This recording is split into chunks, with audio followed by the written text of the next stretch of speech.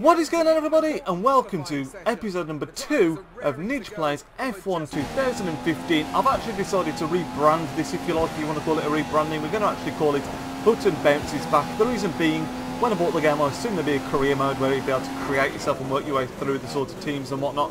There isn't that, so I decided to go with Jenson Button, and we're going to try and get his career back on track, as it were, because as we all know, McLaren have had a pretty horrid couple of years, so we're going to try and get them back among the points.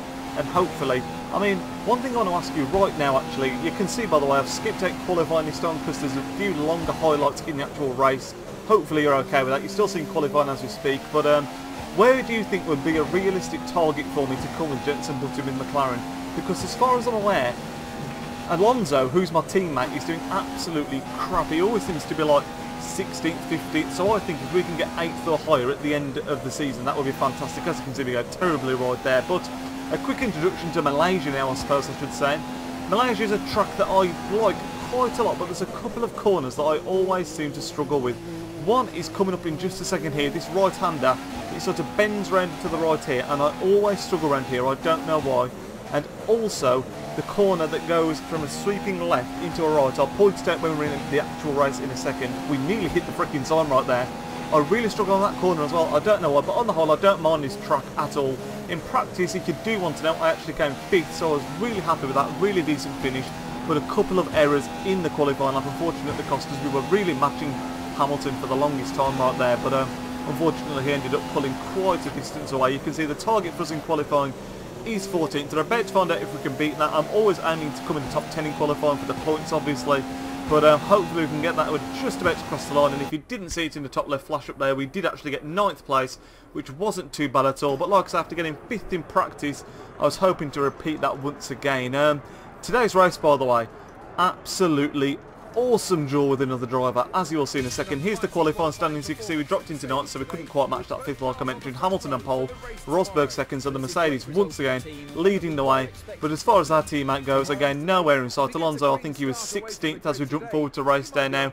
You'll see it in a second on the starting grid. Like I said, I didn't realise quite how bad McLaren seemed to be, because Alonso just is nowhere near the pace. And that's Fernando Alonso as well, guys. He's a top driver, and if he's not getting up there, if we can be getting top 10, I'm very happy. Where is he? Fernando Alonso, there he is, 15th place, just ahead of Lotus of Pastor Maldonado. But that makes our qualifying of Knots look really, really good, even though I was quite disappointed with it. But like I mentioned, this race is absolutely crazy. We have a great duel with one driver in particular, which you will see unfold in a second.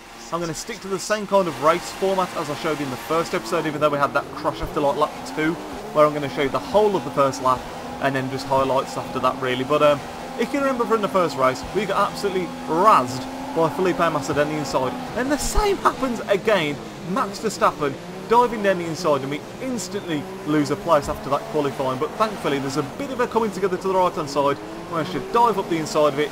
Unfortunately, something that is becoming very apparent with this car is, although I'm very decent around the corners a lot of the time, I just do not have the straight line pace. Ricardo managed to recover from the error, sweep down the inside. We end up going a bit wide here, trying to start the outside line and perhaps get him, and then he just pulls away, and we instantly, well, in fact I was going to say we dropped that close, but we did manage to hold on to 9th, which is where we started. Then we tapped Ricardo on the inside, and this is the corner that I don't normally like as well, and you can see here we took Ricardo, picked up a place, and that means we have had a fantastic start. Because if we can get 8th in this race, maybe higher, I would be happy. I mean, like I said, the state of the car, from Alonso's point of view at least, it doesn't seem that great. So if we can be coming in the top 8 every time, I'll be more than happy. And like I said, I feel that my pace is good around here, so I was confident that we could pick up some places. But as I just mentioned, we haven't got the greatest straight line speed, and this is a track that has got 2, I would consider, really long straight-ish areas. One's like a proper flat out, well there's 3 really. You've got the main straight that we're about to turn onto the right.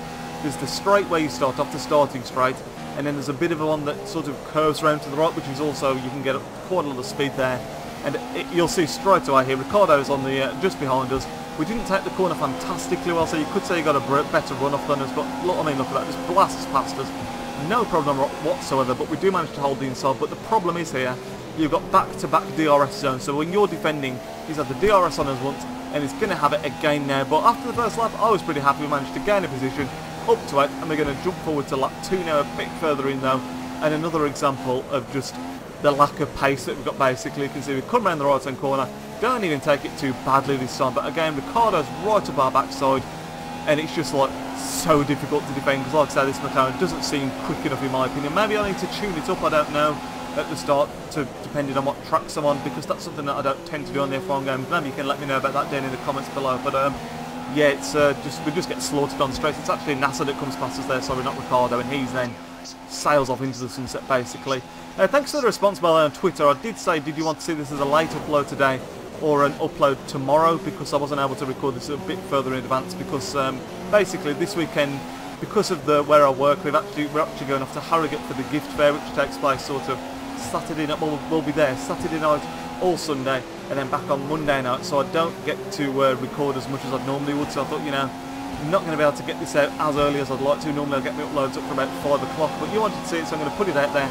Tomorrow may well actually be another F1 video, but then I'm really hoping that I'll be able to snipe a striker or Man City Sterling off the market and do a Hulk with him and potentially Pink Ericsson as well. But we'll see where that goes. Sniping is not my forte when it comes to that kind of stuff. You can see Ricciardo's passes on the inside there.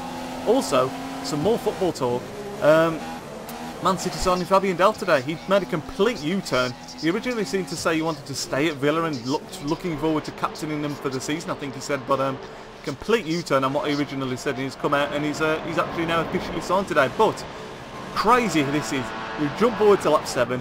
If you didn't see, Ricciardo was ahead of us in the pits, went in, pitted in, and we actually managed to do him. We've come out in the pits ahead of him, which was absolutely insane. I've never done that on an F1 game ever before. Never have I once out-pitted the computer, but we do it there. We managed to pull off the great, I don't even know what you call it, but just like we came in a good second behind him, so I don't know if that was a really good pit stop from us or a really bad pit stop from Ricciardo, but we came out the pits ahead of him, and that meant we jumped up to 8th place at the time. But again, we lose out to place because someone else was on a longer stint than us, and we dropped back to 9th. So there's now basically an incredible duel between me and Ricciardo for the 9th and 10th place in this race. We have a little bit of a coming together here. I think he sort of came across there. I mean, I've watched that back a few times. He just seemed to like lose a bit of control. I don't know if he lost grip, but he flung himself across to the left-hand side. Similarly to what happened to us, I think it was with Ricciardo in Australia as well, where we were dueling and there was that coming together. But that was a really strange one. But we managed to go out pretty unscathed really. We lost a bit of time for it, obviously, but thankfully it wasn't anything too major. But you can see I was absolutely killing Ricciardo in this little section here, the corner that I don't normally like. We seem to always have the run on him when he came out. He defended it this time pretty well. You can see he held onto the line. I didn't want to force my way through because we were quite far into the race at this point, and I didn't want to crash out and lose all the points. I'd rather take the 1 point than none at all, obviously. But the duel that me and Ricciardo have here between now and the end of the race is just an absolutely epic one. The positions changing back and forth. He had the straight line speed, as I mentioned before, like our McLaren just doesn't have it on this track, on any track for that matter. But we were absolutely nailing him in the corners, reeling him in most of the time. There was a couple of times where I didn't take the corners too good, and that did cost us a bit of time, but still managed to reel him back in. And this time, it's crazy the difference it seems to be. You can see here, we're in Ricciardo, within a second of Ricciardo, we've got the DRS, and he still seems to pull away. Whenever the computer have DRS on us, they absolutely fly past us. And I know there's a bit of a gap there, but we only seem to catch him up when we get to the corner because we take the corner a bit better. We've got another DRS zone coming up again, but still, as you'll see, we just don't seem to catch the computer up as quickly as they seem to catch us up. I don't know if that's because it's on expert, or I don't know if that's just because the McLaren isn't as quick as the other cars. It's pretty strange though, but you can see we're now on lap 12 of 14, just 2 laps to go, and again, we absolutely reel Ricciardo in on this little section here. But we've come on to, this is the bit that I was on about before, where it's a bit of a turn to the right, but you can still get a lot of pace going here. Ricciardo just pulls away a little bit more again, and I was like, come on.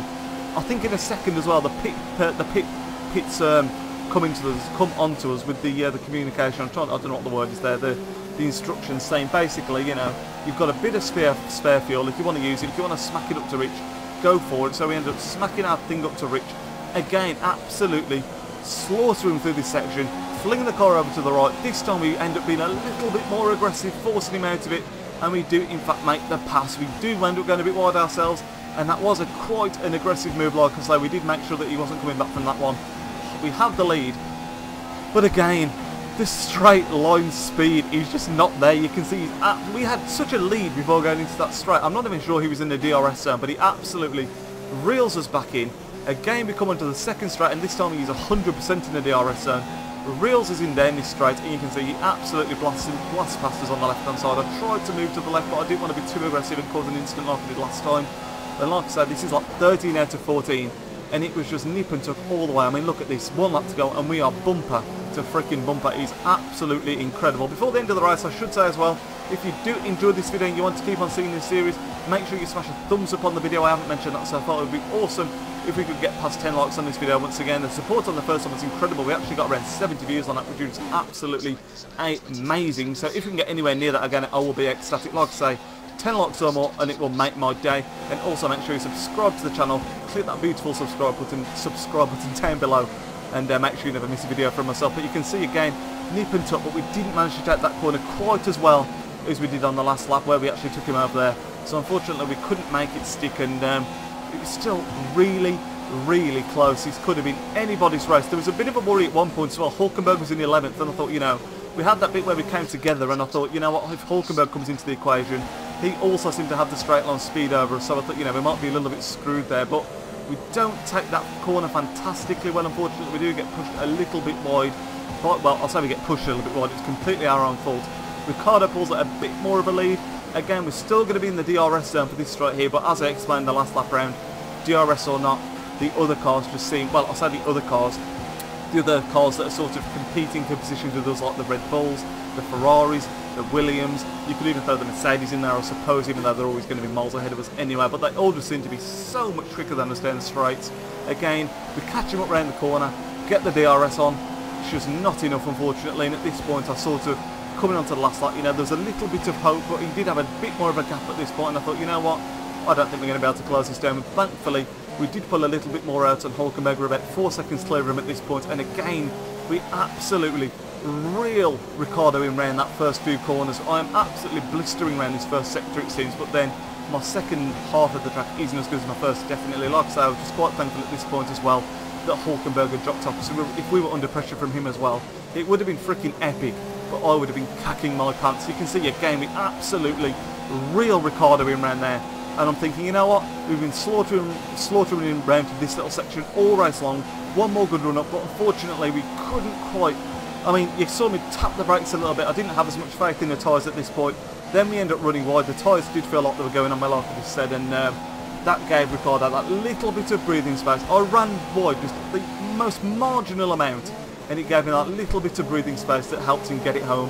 Again, you can see we're sitting really close to him, but at this point I felt I needed to be in front of him to finish ahead of him, just because of how much quicker he was around the straight. So I didn't take that corner well either, and like you can see, the gap is just opening up. He's got his pedal to the metal. We can't match it, and unfortunately, as you can see by this point, as you've seen from the other straights on the other laps, we're not going to be catching him up.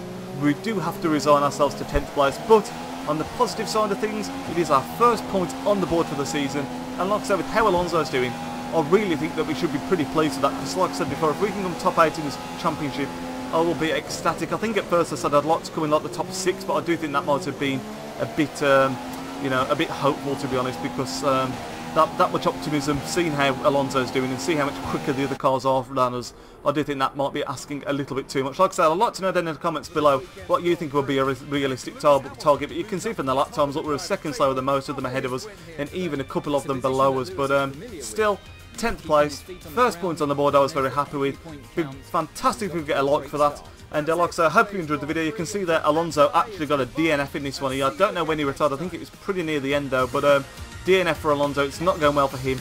And at least we'll get that 1 point, and that puts us definitely above our team age as well, which is pretty cool. But that is going to bring the end, the second episode in the Malaysian Grand Prix of the Button Bounces Back career mode on F1 2015. I hope you enjoyed it. I will speak to you all in tomorrow's video. Like I said, it may well be another F1 video, or it could well be FIFA. We'll just have to see how it goes. I'll speak to you then, everybody. Nidge out. Off the bar and in! Spurs are ahead! Just what Tottenham Hotspur